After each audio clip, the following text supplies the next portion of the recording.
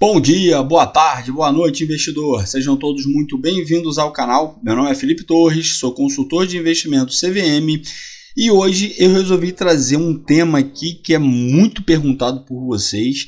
Felipe, afinal de contas, o que é amortização de principal? O que é amortização de rendimento? Por que tem fundos que em determinado período não paga rendimento? E aí, no último relatório mensal divulgado ali pelo Hoje em 11, ele trouxe esse gráfico aqui que é perfeito para poder explicar essa dúvida que vocês têm sobre amortização de principal, amortização de rendimento. Então, vou me valer desse gráfico aqui que está no relatório ali de fevereiro do Hoje em 11 para poder fazer essa explicação, porque esse gráfico aqui está muito didático, ficou realmente muito bom esse gráfico aqui, parabéns para a gestão. Mas antes da gente falar sobre o tema de hoje, convido você a me seguir lá no Instagram, Felipe Torres _CEA, e também a ler aqui embaixo na descrição do vídeo todos os serviços de investimentos que eu ofereço, começando pela consultoria. Se você tiver interesse que eu monte uma carteira do zero para você ou que eu analise sua carteira de investimentos, me chama no WhatsApp que a gente conversa por lá. Aqui embaixo na descrição do vídeo tem o link para a gente poder conversar.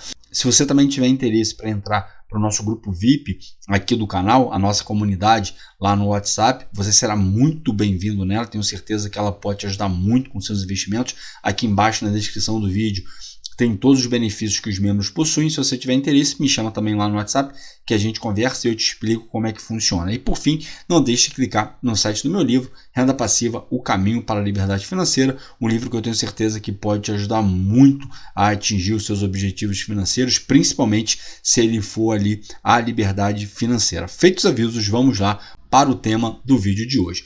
Antes da gente partir para esse gráfico aqui, só uma observação, tá? Essa amortização de principal que a gente vai falar aqui, ela é diferente da amortização de principal de fundo imobiliário. Porque no fundo imobiliário, quando ocorre a amortização de principal, você precisa ajustar o seu preço médio por conta de questão de declaração de imposto de renda e tudo mais.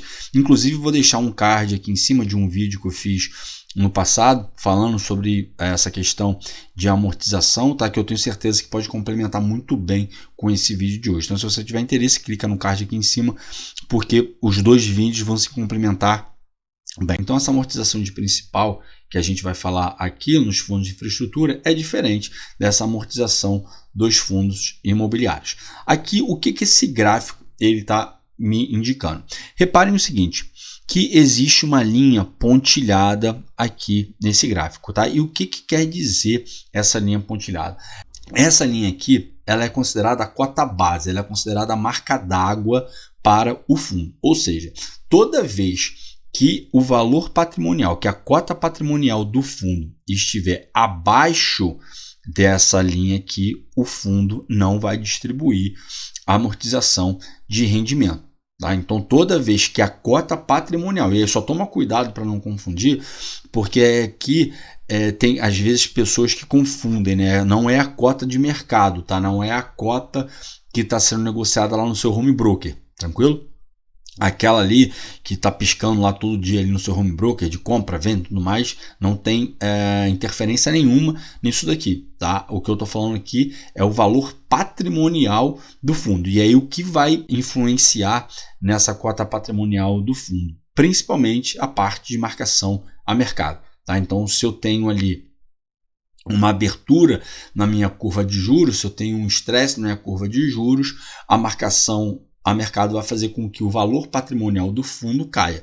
Se eu tenho um fechamento nessa minha curva de juros, né, vai fazer com que o valor patrimonial do fundo ali ele suba. E aí a gente consegue ver isso aqui claramente, né, porque a gente vai ver aqui que em janeiro de 2023 o fundo teve uma queda ali considerável no seu valor patrimonial, justamente porque foi um momento em que a gente viu ali uma abertura bem expressiva da curva de juros, né? Os juros futuros se estressaram bastante aqui nesse período e isso daí fez com que os fundos atrelados ali a dívidas, né, como os fundos de infraestrutura, como os fundos de recebíveis imobiliários, eles sofreram ali com essa marcação ao mercado e tiveram ali uma desvalorização ali significativa no seu valor patrimonial, porque o valor patrimonial desses fundos é composto pelos ativos que fazem parte da carteira ali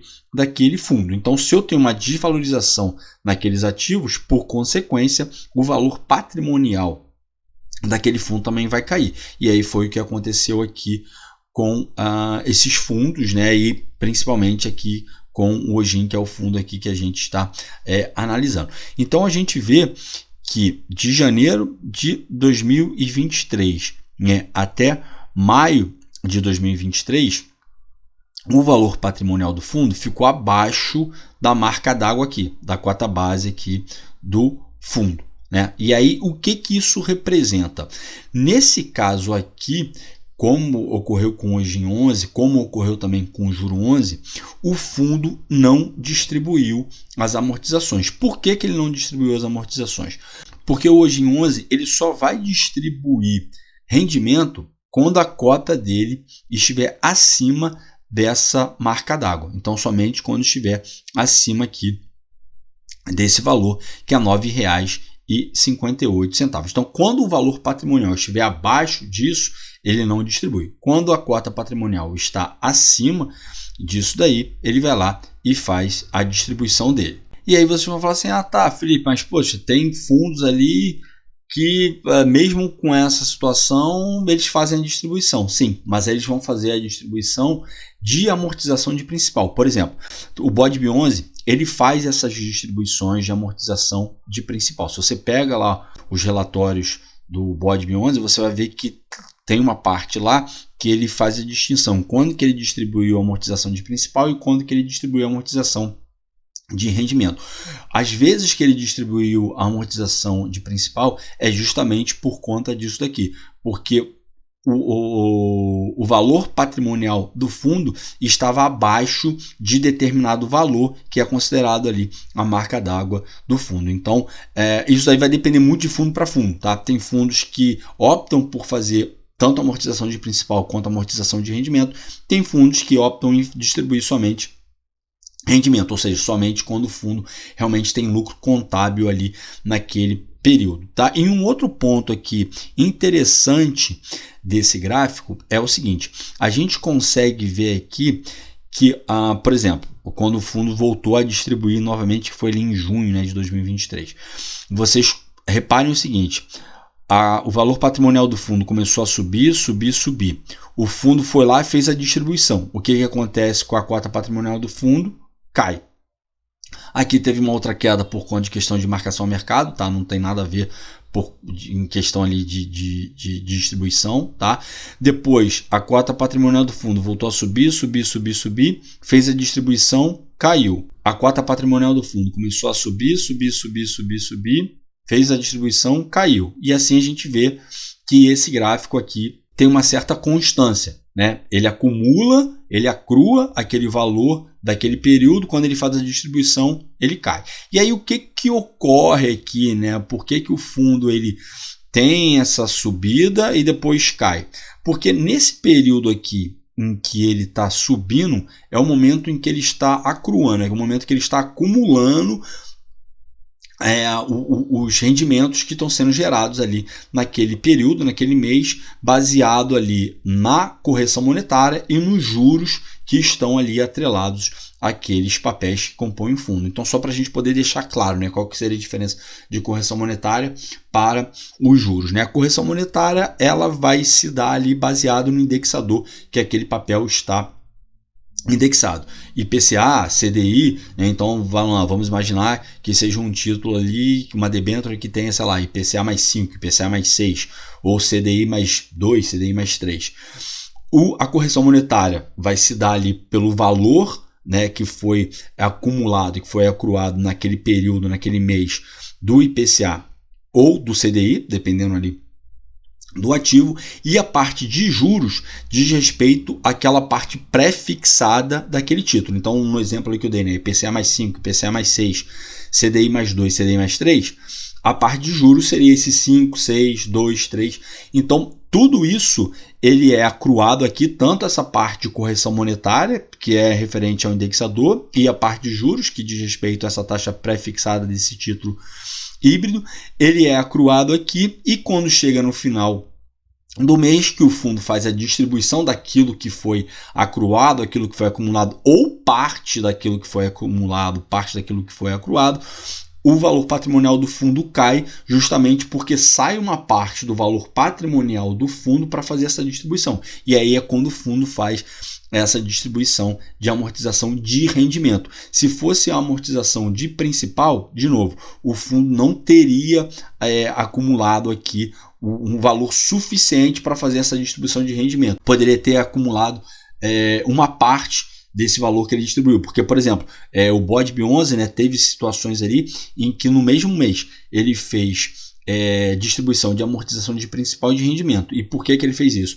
Porque o que foi acruado, o que foi acumulado naquele período ali não foi suficiente para fazer a distribuição dos rendimentos. Então ele pega aquilo que ele conseguiu acumular naquele período e, se não for suficiente para fazer essa distribuição, ele tira uma parte ali do principal para poder estar complementando, tá? E como eu falei, vai depender de fundo para fundo. Tem fundo que faz dessa forma, tem fundo que distribui somente quando realmente existe lucro contábil, realmente quando foi acumulado ali naquele período o rendimento, como é o caso aqui do Hoje em 11 pelo gráfico que a gente está vendo, e como foi o exemplo que eu dei também do BODB11, que faz essa distribuição de principal e também amortização de rendimento, dependendo do momento em que o fundo ali está passando. Tá? Bom, espero que vocês tenham gostado do vídeo de hoje, espero que possa ter esclarecido essa dúvida que muitos têm, né? Muitos me perguntam sobre essa questão de amortização de principal, amortização de rendimento, qual que é a diferença de um para o outro.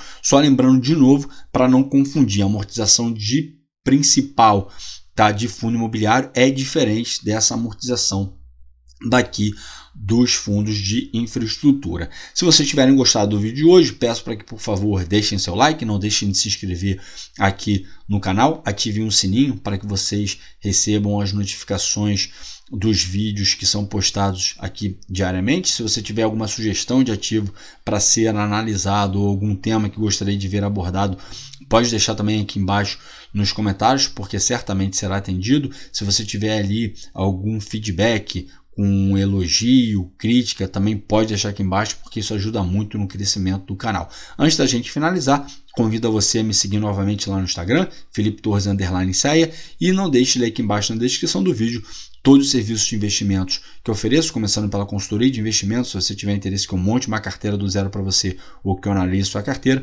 me chama no WhatsApp que a gente conversa por lá. Tenho certeza que o investimento que você vai fazer na consultoria, ele pode te ajudar muito na sua jornada de investidor. Tenha a consultoria como um investimento e não como uma despesa. Também, se você tiver interesse em participar da nossa comunidade lá do WhatsApp, entrar para o nosso grupo VIP aqui do canal, aqui embaixo na descrição do vídeo tem todos os benefícios que os membros possuem, me chama no WhatsApp que a gente conversa por lá e eu te explico como é que faz para você acessar o nosso grupo. E por fim, não deixe de clicar no site do meu livro, Renda Passiva, O Caminho para a Liberdade Financeira, um livro também que eu tenho certeza que pode agregar muito conhecimento na sua vida de investidor. O meu muito obrigado a todos vocês que ficaram comigo até aqui, desejo a todos bons investimentos e até a próxima.